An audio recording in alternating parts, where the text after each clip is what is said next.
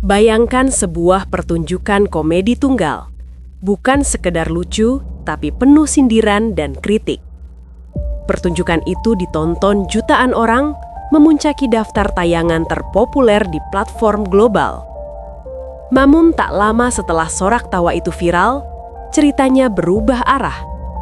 Nama sang komika justru muncul dalam laporan kepolisian. Spesial stand-up berjudul Mensreya ini bukan hanya hiburan. Ia sengaja memakai istilah hukum pidana tentang niat di balik sebuah perbuatan untuk membongkar dinamika kekuasaan dan kebijakan publik.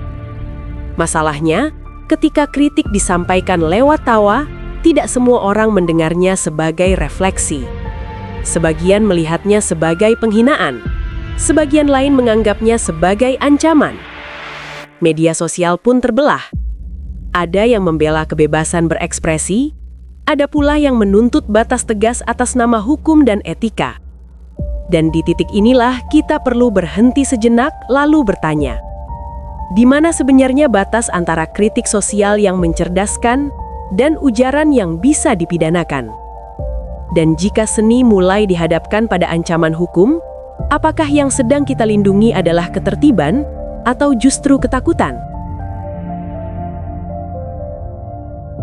Sebuah pertunjukan komedi tunggal, satu mikrofon, satu panggung. Namun dampaknya melampaui dunia hiburan. Akhir Desember 2025, spesial stand-up komedi berjudul Mensreya menduduki puncak tayangan Netflix Indonesia. Ditonton jutaan orang, dibahas di mana-mana. Namun tak lama setelah viral, pertunjukan ini berujung pada laporan resmi ke Polda Metro Jaya. Nama komika Pandji Pragiwaksono kembali menjadi pusat kontroversi nasional. Pertanyaannya bukan lagi soal lucu atau tidak lucu. Pertanyaannya adalah, apakah komedi tajam adalah bentuk edukasi politik yang sah? Atau justru telah menyeberang menjadi tindak pidana penistaan dan penghasutan? Judul pertunjukan ini bukan sekadar nama.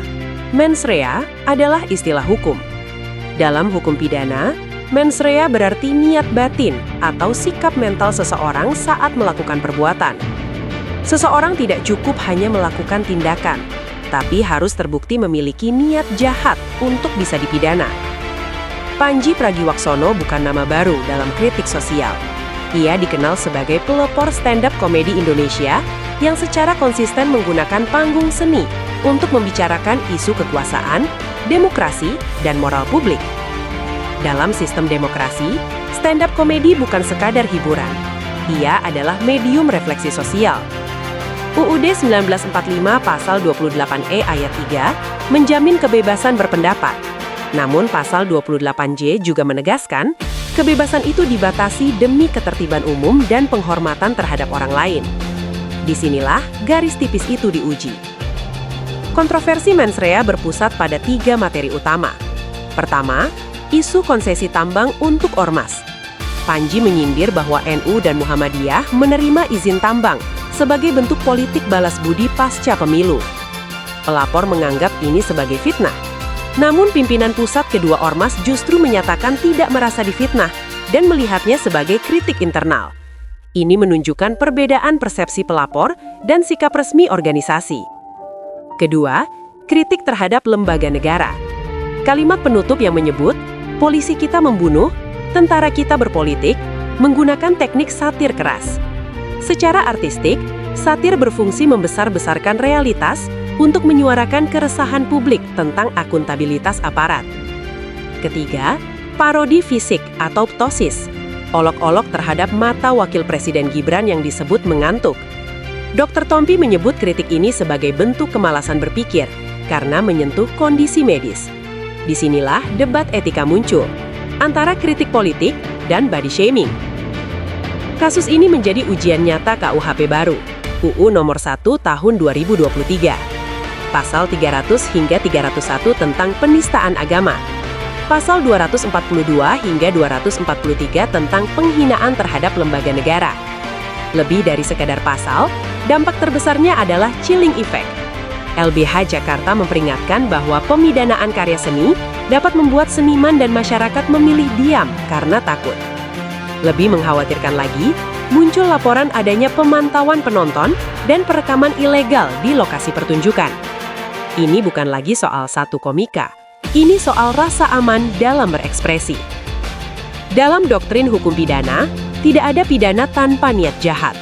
Jika actus reus tidak disertai mens rea, maka unsur pidana gugur. Jika niat Panji adalah edukasi dan ekspresi seni, pembuktian pidana menjadi sangat sulit. Sikap dewasa justru datang dari institusi yang disebut. PBNU dan PP Muhammadiyah menegaskan tidak terlibat pelaporan dan menganggap kritik sebagai bahan evaluasi. Pakar hukum tata negara seperti Mahfud MD menilai bahwa satir politik adalah bagian dari kebebasan berekspresi yang dijamin konstitusi.